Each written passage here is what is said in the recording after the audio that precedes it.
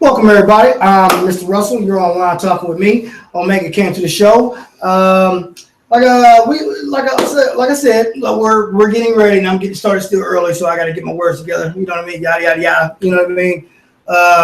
You know what I like to do? I like to do things like this, and I do everything myself. You know what I mean?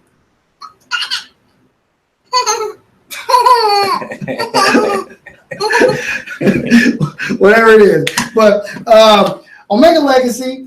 He's a hip hop artist here in Indy, and he's been on tours, and he's had appearances on 99.5 WZPL. That's right. He's in a Scoop magazine this month.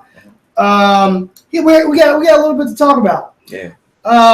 First off, where do you get your name from? Omega Legacy. Man, it was on the back of the school bus.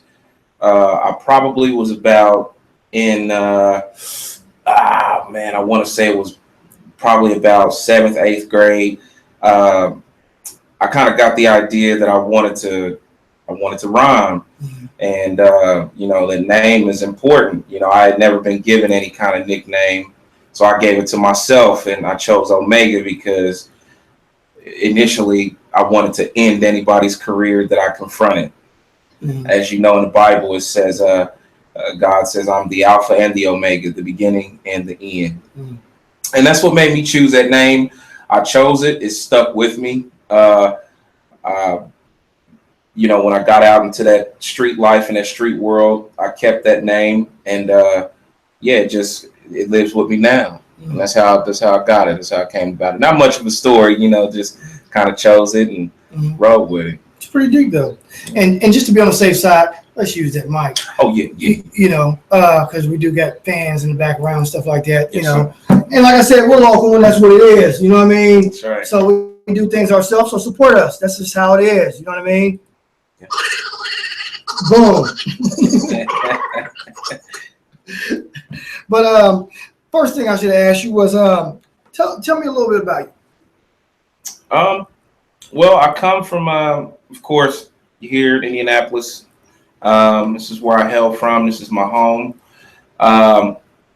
Grew up on the east side of Indianapolis. A lot of people don't know that. I went to a lot of township schools out on the north side of town. But, I started on the east side and moved out north somewhere around 11 years old, 12 years old, something like that.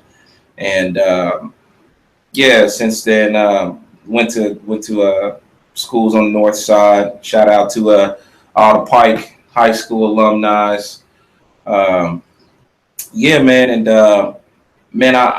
throughout school I was very active in music. I originally am a singer in my original form. That's what God gave me first, and I competed in various different choir competitions.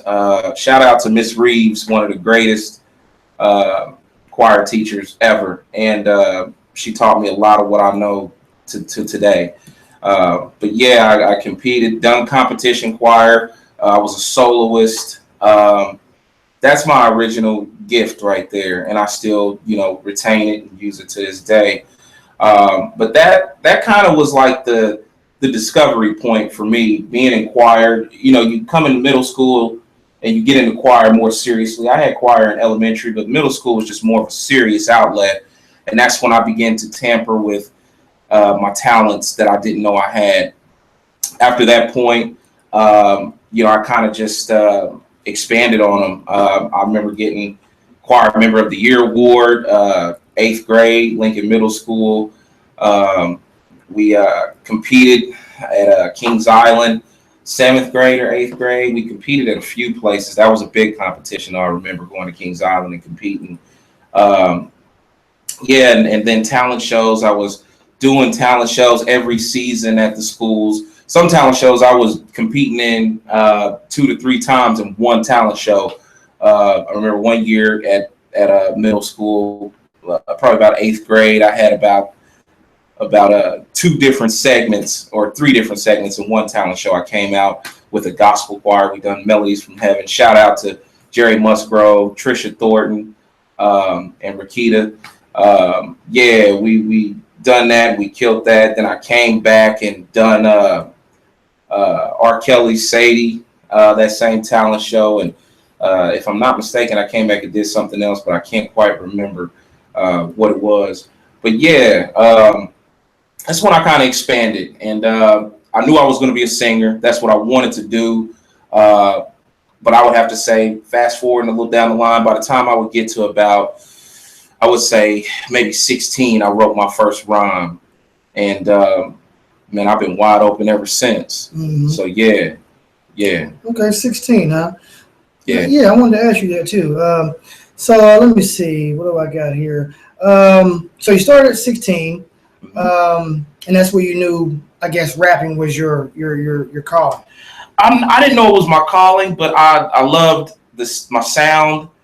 I had a natural knack for spitting words fast, like rapidly. So that was like my natural disposition. So, and I just figured, man, I enjoyed that one little verse so much. I said, you know what? I'm going to do some more. Mm-hmm. And I didn't know just yet. I was still heavily singing. I was still using singing, for different competitions. I was to be signing up and going into the Black Expo competition. I forgot what they used to call that competition. I had a friend of mine that competed in there a few times, but yeah, I was to be going into that coming up, and man, it didn't happen because that rap kind of just took over. Found a couple of friends in the neighborhood, started rapping with them, and the next thing you know, I would have to say by the time 17 came, I was actually in a group. The group was called Any Means, and yeah, we were a heck of an arsenal. Probably was about maybe 5 or 6 of us were rapping in that group. A few of us were new to rapping, and that would be the catalyst to really kind of get knee deep into rap, rapping with Any Means. Shout out to all them guys, man. I haven't talked to a lot of them in a long time. I know some of them are doing well, and some of them I hadn't heard from, but shout out to them, man. That was the beginning of really just, getting knee deep in this craft. Mm-hmm. So, but yeah, and then from there, we released the first project I had ever released. It was with them. It was called Any Means from the Ground Up. That got released probably sometime, I want to say 1998 or 99. It was in between that season right there. And I remember we probably manufactured our own 2,000 copies of CDs and 2,000 copies of cassette tapes. A lot of you dudes don't know about cassette tapes now because you youngsters, but yeah, we were slanging cassette tapes, slanging CDs. A lot of the people on the North Side territory, they took to what I was doing. They were buying, that stuff heavily. Shout out to Michael Ford too. He actually asked me for that CD right now is about 20 years old, or somewhere around there. If you do the math on that, it released in 99, 98. So yeah, what is that? 19 years. So yeah, I got that copy for you too, Michael Ford, man. You come on out to this show tonight, man. I got that one copy for you. I don't keep that CD for sale or for distribution anymore. But yeah, for folks like him, I'll go through a little trouble to get him a copy. But yeah, man, we done pretty well. We probably sold out of those 4,000 copies of CDs and tapes. We probably sold maybe somewhere close to 50% of them, and that was like my first time, getting into the business or entrepreneurial side of music and releasing my own product. Yeah. 98, 99. Yep. Okay. You know what? Oh shoot, I messed up.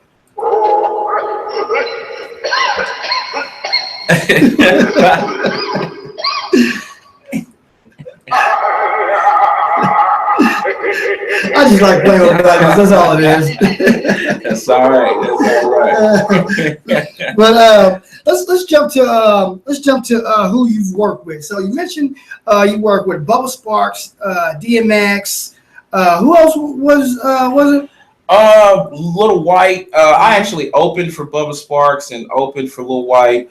DMX, that was a great chance encounter, and I just got to meet him and kind of speak to him and hang out, with him in at a studio here in town for 30 minutes or so, and just chopping it up with him and soaking up some game, and him telling me about New York and the culture, the party culture of New York and whatnot. Mm-hmm. So I hadn't had a chance to really work with DMX, but I met him. He's a great guy. Shout out to Mr. DMX.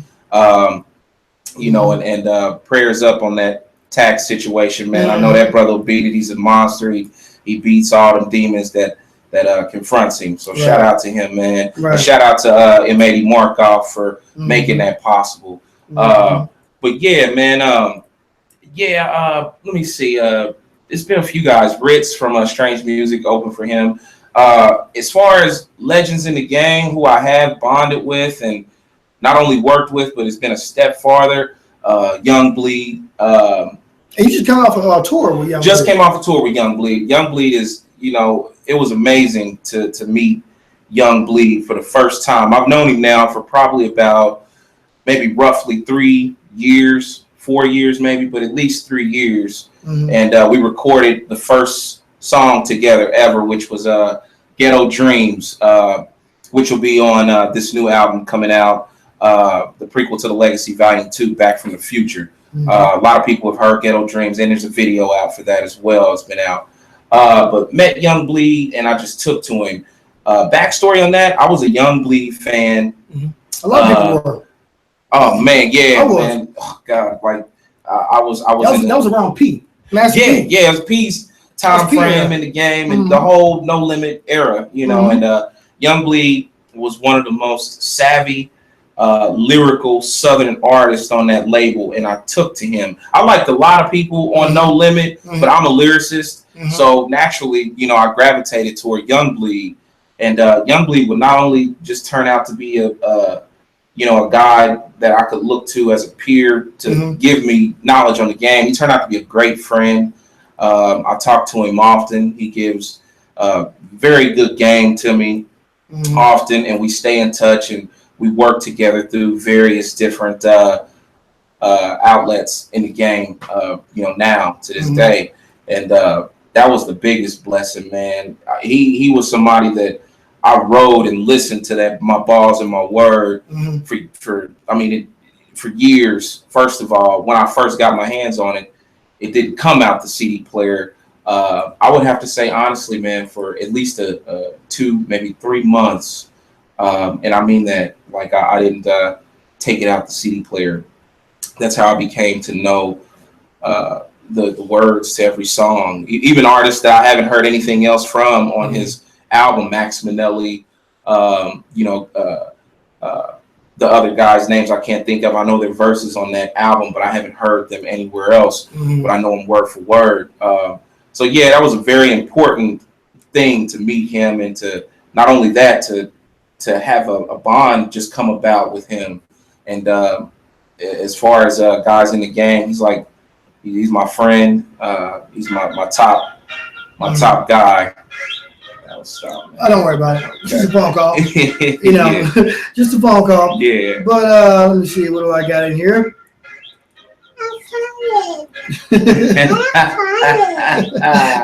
But Young Bleed, I love a song that he did. He said, what was that song? What was that song called that everybody knew? It was on the radio. I believe it was How You Do That. Yeah, something how you do that. Yeah, how you do that. Too. Singing like a pop something. Yeah, that's what it was. Yeah, it's okay. Yeah, it's all right.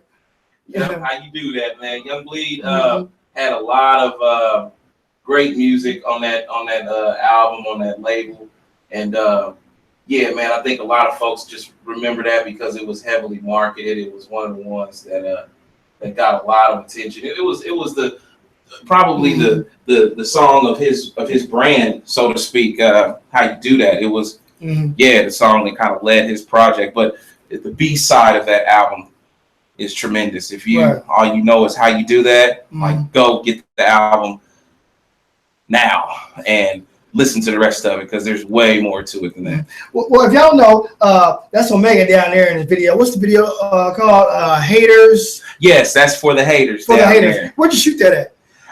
That video was shot at various locations. The main scenes were shot at the Sheridan Hotel downtown on Monument Circle. Mm-hmm.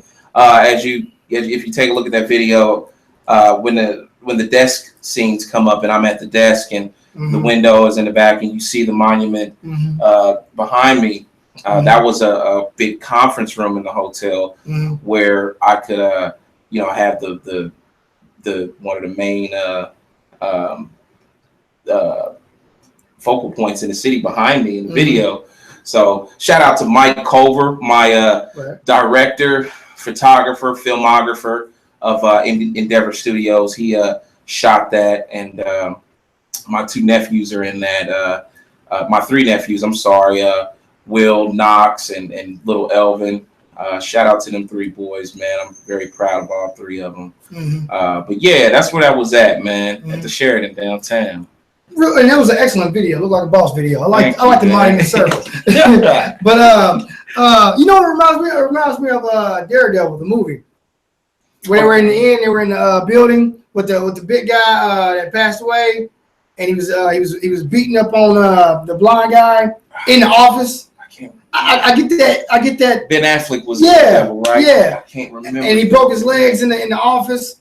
He broke him down. Okay. I forget his something Duncan. I think I can't remember his name, but I know he passed away. But when I watched that, Michael Clark Duncan. Yeah, I remember that scene. Yeah. When I watched the video and you're sitting in the office in the Monument Circle, I just I don't know why, but I just think of that scene in Daredevil. You know what I mean? He was the big boss. Yeah, you know what I'm saying? Yeah, I remember that. So, just made me remember. Yeah, so I see the similarity. Yeah. You know what I mean? So I thought that was dope. But real quick, weird questions. Questions. Yeah. Ready for some weird questions? Fire away, man. All right. If you could be any animal in the world, what animal would you be and why? Probably an eagle. I would like to fly. I would like to just soar across the sky, and I don't know. I'm kind of a loner as well, like at heart. So eagles kind of seem like they're loners. You know, they don't. You don't see them fly in flocks. You see eagles kind of flying by themselves, and they don't. They come down for their food. They come swoop it up, and then they're gone. You know. So I've never been asked that before, but that just is what immediately kind of came to my head. Okay. Yeah, I'd probably be an eagle. Okay, that's cool. Yeah. What is the last lie you told? Damn. Let's see. Come on, don't lie. Don't lie. Yeah. Man, what's the last? No us. Dang.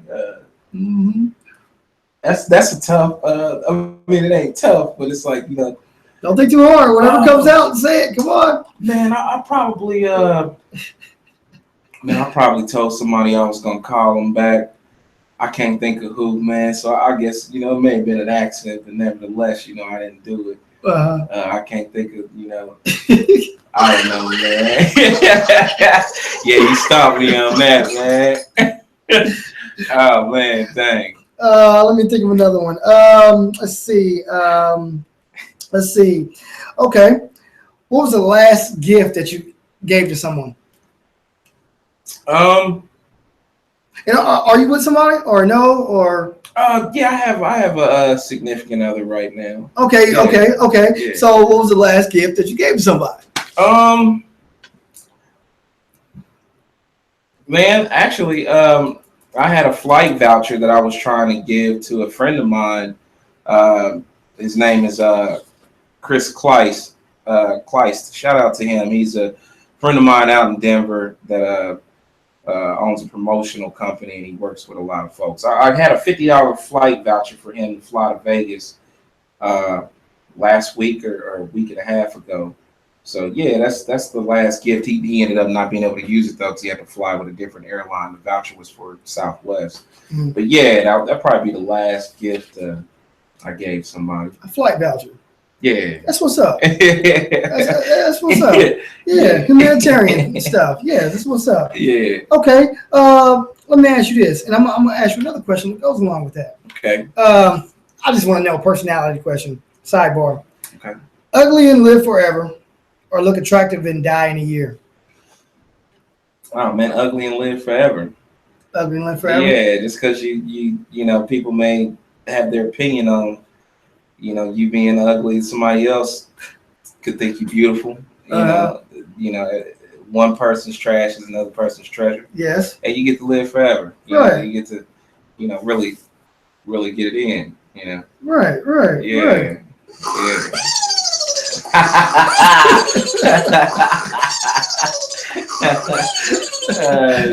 I don't know, but I'm glad I'm asking the question. That's all I'm saying. But that's just me. Yeah. But another question. What is one thing people would be surprised to know about you? My background with boxing. I love boxing. I always have. I have a boxing family. All of my relatives have been involved with boxing. Besides one brother, my brother Corey. Shout out to him. But my brothers on my father's side, Archie, Ronnie, Lenore, they were all boxers. My father's a boxing coach. Shout out to Bob Chambers and the Sarge Johnson Boxing Club here in town, which are now our new sponsors, as well as the Riverside Rec Center. Shout out to all of those people. A new sponsorship that just came into the Classic Entertainment fold. Classic Entertainment's my record label. Mm-hmm. But yeah, man, I used to box as a kid. A lot of people don't know that. I actually won the Silver Gloves tournament. Probably was about 12. Mm-hmm. It was a tournament out in Gary, Indiana, I believe, or something like that. And Mm-hmm. I've always loved boxing. Muhammad Ali is one of my biggest inspirations. I still have Muhammad Ali posters on my wall now, as I did when I was in middle school. Mm-hmm. So yeah, man, I'm a big boxing fan. So yeah, I think a lot of people don't know that. I don't talk about that often. So well, you can protect your girl. We know that now. Oh yeah, I ain't messing with you. I'll tell you that. I don't want to get molly whopped. But that's good. That's good to let the fans and the audience know. Real quick, you mentioned it. You were talking about your label. Can they find this on OmegaLegacyOfficial.com? Yes, on your they website? can. Yes, they can. My new website just launched. It's OmegaLegacyOfficial.com. You'll be able to get everything that has to do with Omega from there. Everything from CDs. You can get them physical, or you can get the digital download of it. You can get any kind of apparel, T-shirts that I have, and I started a new woman's line as well. That's only available exclusively on OmegaLegacyOfficial.com. So yeah, you'll be able to get all that stuff, and that website just launched yesterday, by the way. Before then, I was kind of just working off of Facebook and Reverbnation, but now the website is up and going. So yeah, folks, check out OmegaLegacyOfficial.com for all of your Omega needs and anything else dealing with Omega and public radio. And you said something about a woman's line, but don't say nothing about it. We're going to keep them on a cliffhanger so they can, go to OmegaLegacyOfficial.com and check it out. He said something about a woman's line. So go in there, ladies, and check it out. That's all it is. You know what I'm saying? Cliffhanger, tell us about the new project. Well, a lot of people have been asking about, why I titled it like I titled it. The first project I dropped, it was a project that was in the making over a period of years. It's a pretty dark project. It came from a pretty dark place. I was going through a lot. That first project was a composition of, man, I'd have to say maybe 10 years worth of music. stuff that I had done years ago, stuff that I had written years ago, and no one had heard. I spent a lot of time just developing and building the style and the format. And it was the prequel to The Legacy Volume 1. And it was my first time letting anyone kind of hear me and come out to the public. Well, Volume 2, it's a lot more funner. I wanted to dress it in a theme. And my filmographer, Mike Culver, and his best friend and my good friend as well, Brandon Smith. Shout out to Mike Culver and Brandon Smith of Endeavor Studios. Mm-hmm. We all three are Back to the Future lovers. I'm a big fan of the franchise. And I just said, you know what? I'm going into this second chapter. By the way, this is a 3-parted series. Mm-hmm. So this is Volume 2. And I'm going into the second chapter. I'm still kind of giving a lot of the stories from the past. And I'm still, walking through time. But I'm also giving some new stuff. So it's kind of like you get the opportunity to travel through time with me through the music. And I figured what better vehicle to kind of give the presentation of traveling through time than a DeLorean. Mm-hmm. So we were able to, I don't know if you've seen that video yet, but it's called You Are Everything, was the first video from the project. And we were able to hook up with a great guy that was able to loan us his movie scaled DeLorean. Mm-hmm. The DeLorean is actually designed with the exact specs of the DeLorean in the film Back to the Future 2. Mm. So I said, you know what? Yeah, we're going to kind of travel through time. I'm going to take people through some stuff in the past. And, we're going to travel through that. And then I'm going to do some music that kind of has a futuristic feel. Mm-hmm. I feel, what I'm doing right now is nobody's really doing that kind of stuff. Maybe if you get, around your Kendrick Lamar's possibly. But I'm even, different than that. I just my rhyme style, my content, and my sound all together. I feel like it was futuristic. I feel like I'm coming from another period in the future and coming back to bring this great sound to people. So yeah, man, I figured Back from the Future would be a great title and a great format to present that. Mm-hmm, mm-hmm. Yeah. Okay, but you had the DeLorean, the actual DeLorean in the video. Yes. That's amazing. Yeah. That's amazing because a DeLorean is like a historic car. It's not around too much. Mm-hmm. I think it's probably expensive, worth a lot. Yeah. That's a what's the word I'm looking for? It's a prized possession. Yeah. Antique. Yeah. What's it? A collector's item. Yeah. That's what big car owners want. Yeah. So that's a huge accomplishment. Having a DeLorean in your video. Man. So check it out. People. That's on OmegaLegacyOfficial.com. Yep. You can go over there and visit everything he's talking about. You can catch his new album. He's performing tonight at 8:00. Around 8:00. Well, the doors open at 8:00. Myself and Public Radio will be performing at about 11. Or I'm sorry, 11:30. My friend J.O., shout out to J.O. He's going to be coming by, man, to have some fun. And he's going to jump it off at 11:00. Mm-hmm. And then you guys will get to come and, kind of hang out and check him out and then check us out, about 11:30, 11:40. And that's at the Casbah in Broad Ripple. That's right. Okay, so y'all want to make sure y'all visit there. I think I might step out and go to it just to get out.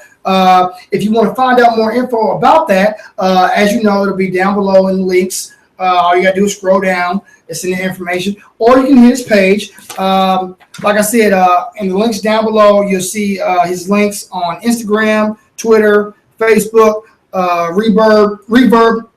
Reverbnation. And like I said, his official website is OmegaLegacyOfficial.com. Yep. And as a last resort, you can go to my page. I'm on Facebook. I'm on YouTube. Yeah. I'm on Twitter, Instagram, Google Plus. Anything. All you gotta do is just look it up. Look me up. You know, Mr. Online talk with Mr. Russell, things will come up. But is there anything that I may have left out that's important? We will be fully loaded with merch at this show. I know some folks had been hitting me up and had wanted some merch, and I was just coming off a tour, and I had to restock all of my merchandise. So, but it is on the website. But tonight, if you'd like to come and get it in person from the show, you can. So we'll be fully loaded with merchandise, and I'll also be kind of debuting the Omega Lab T1 as well. So there will be Omega Lab T1 shirts on deck. So yeah, definitely come check out some of that merch. And sorry to cut you off. Just want to do my thing. I just want to get the message out about Omega, because I mean, I personally like what you're doing, because you know, as I watch you, as I watch him, he's an excellent performer. He's performing with a band called Public Radio. He teams up with them, so it's kind of a jazz, well, not jazz, but a band hip hop combination. I think it's great. You can catch him on YouTube doing this. What's your YouTube page? My YouTube page is /Omega Legacy. So yeah, you'll be able to get all the YouTube videos there. And then all else fails, Omega Legacy Official, because all of my videography is on there as well. There you go. I kind of wanted to make that platform the platform for all of the other platforms. So you'll be able to come there. You go to Omega Legacy Official, you'll be able to get the Twitter handles, go straight to Twitter. You'll be able to click a button, go straight to Facebook, click another button, go to, you know, whatever other social sites I have, Reverbnation and all. So yeah. Okay, so make sure y'all check that out as the pit stop, as the home base, as the headquarters. It's OmegaLegacyOfficial.com. He'll be at the Casbah right here. The Casbah. Look, I got long arms, but that long. He's right there. He'll be there. Like I said, he'll be performing at 11:30 tonight. Doors open at 8, and it's free admission. So take advantage of that. I will. I will, because I don't want to spend no money. You know, and also I got you on this. The prequel to the Legacy. He is official. So far, he's the only artist that's come to my show with a CD in plastic. Dang. You understand what I'm saying? So you gotta reach out and go get this. Go get this tonight at the club, because I'm sure you have a lot of them. Yes, I will. And show support. Yes, I will. Show support. You gave it. Hey, thank you. It's been a long time since somebody gave me a gift. Thank you. Yes, I got my CD. Yes. But like I said, until next time, he's one more question. Who do you want to work with in the city and outside the city? In the city, man, I would like to. Man, I've worked with a lot of cats here that I worked with Ace One. He's a great cat. Shout out to Ace One and the Strong Roots Camp. I worked with Chucky Workclothes. Shout out to him and the Team Insomniac fan base. Shout out to the Team Insomniac brand has done a lot for me, and they're very supportive, and I love how they just have taken me in and loved me. So shout out to Chuck and the whole Team Insomniac brand. Man, he was like probably the one dude that I wanted to work with the most. By the time I got to Chuck, I had worked with, a lot of folks. So y'all forgive me if I can't think of man, I do want to do some music with the Four Brothers. I've worked with them with, just mixing and stuff like that. But the Four Brothers is a great group from the south side of Indianapolis. That is consists of Noah Markham, aka Balboa, and Mo Brooks. Those guys are doing a lot right now. I think they just done a show for Cap G. Cap G is the dude that's in that movie Dope with those kids that's in school, and they get a hold of some cocaine, and they accidentally got a hold of it, and they ended up selling it to get rid of it. And the dude's trying to go to college. It's a new movie well, not a new, but rather new movie. But yeah, they opened up for him and then opened up for quite a few cats here in this last month. But I do want to work with Four Brothers, man. They make great production and there's some great artists here. So yeah. Hey, so shout out to Four Brothers. Like I said, catch Omega at the Casbah tonight. I'm gonna be there. Not to say I'm somebody, but I'm just gonna be there. It's free admission. I'm like I said, I'm gonna have fun. He's gonna have a CD out right here. Support. How much is the CD? The CD tonight will be $4.99, you guys. I brought the price down and slashed it down about $3. So yeah, man, $4.99 is $5. Come out and buy the CD. Show support for Native. That's just what it is. You know what I mean? Go out and show some love. Like I said, OmegaLegacyOfficial.com. I'm Mr. Russell. You can catch me on YouTube everywhere. I'm floating around. And until next time, until next time. I don't care what it is. And shout out to this man for having me. Shout out to the Aaron Russell Show. Thank you so much, man, for having me. You guys follow him on Aaron Russell. AaronJRussell.com. AaronJRussell.com. AaronJRussell.com is the link. Online Talk with Mr. Russell is the YouTube page, and you can find me everywhere else on social media like anybody else, and you can catch information about us. So until next time.